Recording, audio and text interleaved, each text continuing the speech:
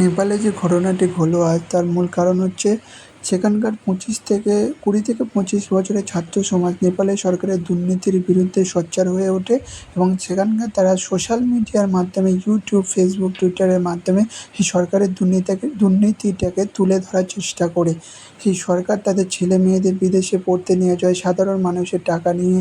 তাছাড়াও অতিরিক্ত টাকাগুলো বা জালিয়াতির টাকাগুলো তারা সুইস ব্যাংকে রেখে দেয়। এগুলো তারা সোশ্যাল মিডিয়ার মাধ্যমে তুলে ধরার চেষ্টা করে এবং নেপাল সরকার সেই জন্যে সেই সোশ্যাল মিডিয়াটাকে বন্ধ করে দেয়, ব্যান করে দেয়।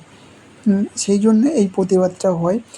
সেখানকার সরকার জানায় যে তারা জানায় দেশবাসীর কাছে সেই সোশ্যাল মিডিয়াটাকে যে ইউটিউব, ফেসবুক, টুইটার এরা হচ্ছে ঠিকঠাক ইনফরমেশান দিচ্ছে না, তাই তারা এই ইউটিউবগুলো বা সোশ্যাল মিডিয়াটাকে বন্ধ করেছে।